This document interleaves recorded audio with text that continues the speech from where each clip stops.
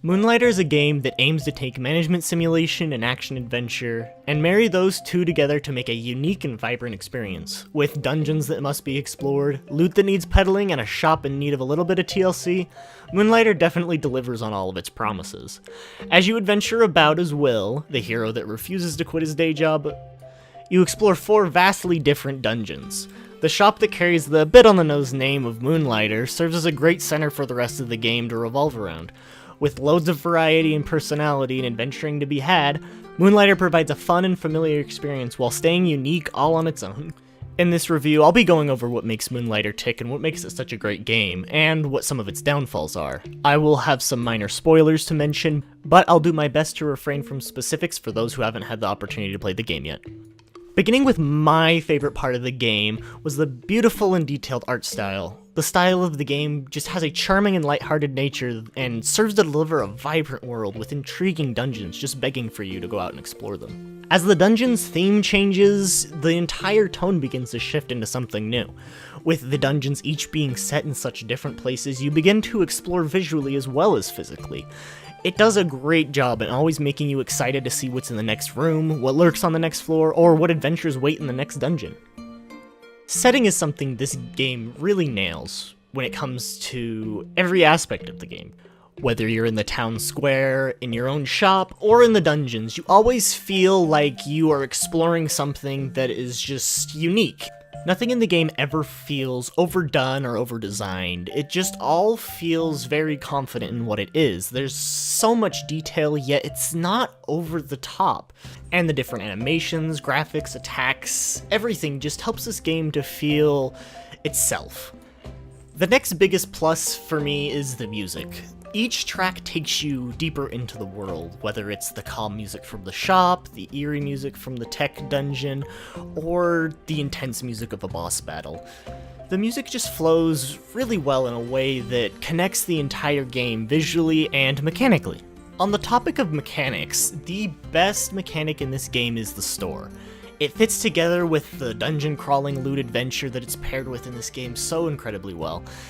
The highlight of the store is that you get to set your own prices, with each item having its own set max value that people are willing to pay, and you having to learn what that price is through trial and error. It just helps you feel connected with the shop and like you have control over what is going on in your game.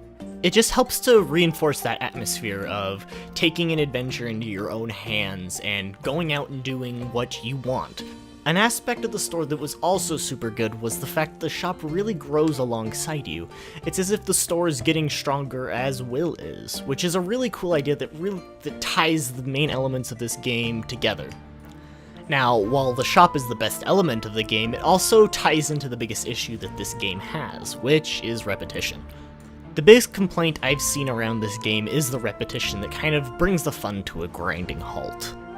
While it's definitely not a game-breaking issue and only really kicks in about halfway through the 3rd dungeon, it sort of forces you to enjoy a certain degree of grinding for loot to get past this game's biggest shortcoming.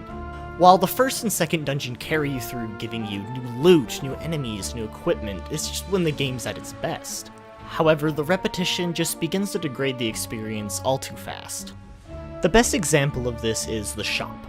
While the idea of finding out what prices are for different loot throughout the game is a great idea at first, it starts to become one of the game's biggest problems. Things that used to be so fun just kind of become a chore. Between the shop, the weapon upgrades seeming forever away, and that final door seeming like it's locked behind not bosses, but a wall of pointless grinding. Though it's something that's easy enough to look past because of the other great elements of the game, it's something that needs to be pointed out because everybody has different playstyles and different things they enjoy, and the repetition might be a huge downfall for some people. Back on the positive side of things, the enemy design is one of the strongest aspects of this game, and one of the main things that keeps this game from falling too far into a repetitive loop. With a good amount and types of enemies per floor, you get to see all sorts of attacks that have to be countered in multiple different ways, but not so much that you get overwhelmed with information. The overall style of each dungeon and its enemies fit really well together. The boss fights really build upon the typical enemies really well, as they often adopt similar movesets to some of the enemies while maintaining to be unique and interesting on their own. While some dungeons are weaker than others, the boss fights at the end never disappointed, as they always maintained a similar but unique feel throughout the 4 fights, though the final boss fight's a bit of another story. Dungeon design is one of the most complicated topics in the game. Overall dungeon structure follows guidelines that are fairly easy to pick up on. Each floor has a fountain that'll heal you, and 1 to 2 rooms past the fountain, depending on how far you are in the game, will be the mini-boss or the big boss for that dungeon. The structure of the dungeons having this specific guide to follow gives a feeling of certainty that's really nice to have in a procedurally generated dungeon crawler like this one. The size of each floor is well balanced between being too short or too long, as a floor seldom overstays its welcome, without being so short that you can't get a good amount of loot in, say if you are farming the first floor of a dungeon for some quick cash. The Golem dungeon is definitely the game's strongest, which gives a great first impression. The forest dungeon's a solid follow-up, but once you hit the desert dungeon, it feels like everything's been done before. It's not that the enemies don't follow the varied style of the game, with new looks, attacks, and everything in between, but something about the game just becomes almost redundant at that point, and the charm that the game once had kind of falls flat and the game seems more formulaic. It's a weird disconnect that I felt while playing through the game that is kind of hard to explain, but it's definitely felt when you play the game. While the story isn't anything special, it serves its purpose, and the twist at the end is interesting for sure, but there's nothing that really helps you grab onto the world narratively. One thing that really helped add personality and help you connect to the game was the pet system. The pet system allows you to find eggs in dungeons, and you take those eggs home, they grow into little versions of the monsters you fought, and you can take them out on your quest.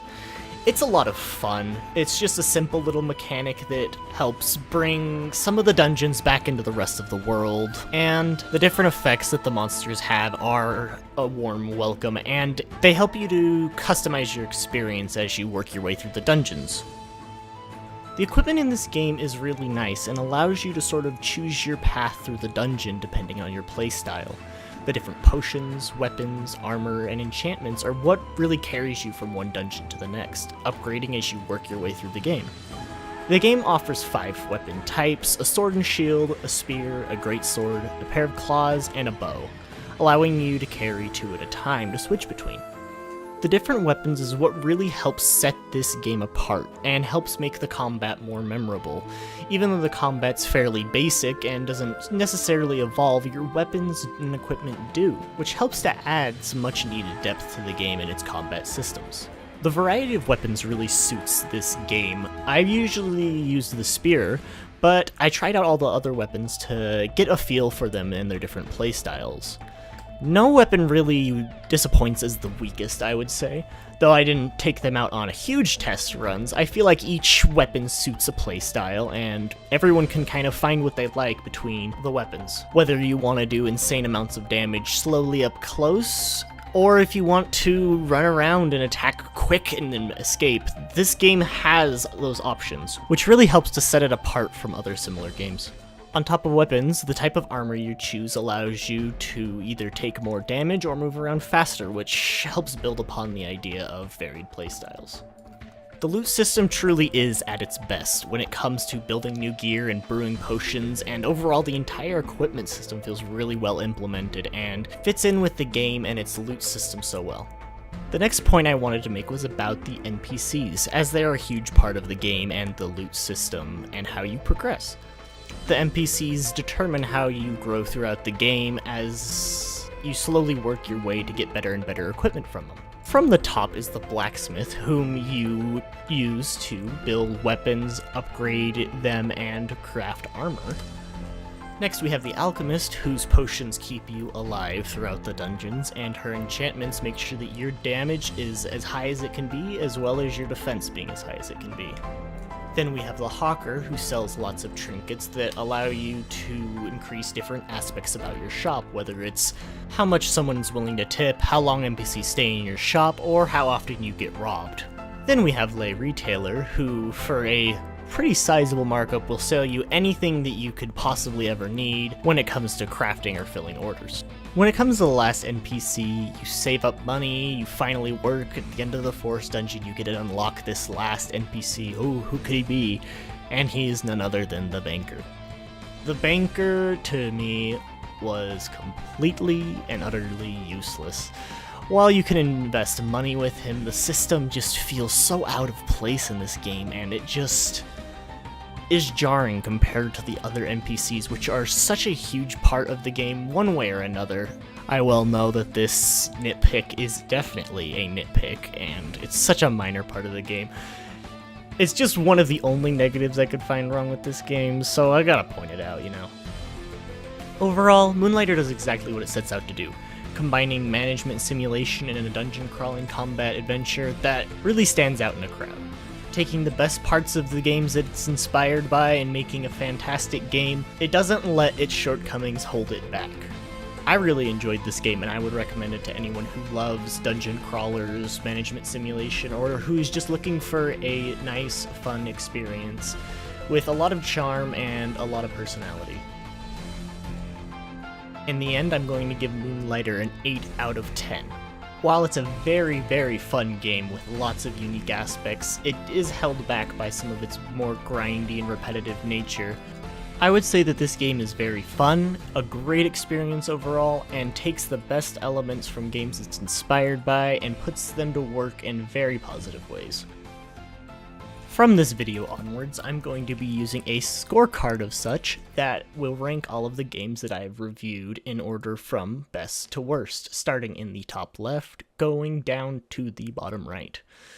As there's only one game right now, it's not that interesting of a chart, but hopefully we'll expand it soon, and thank you for watching.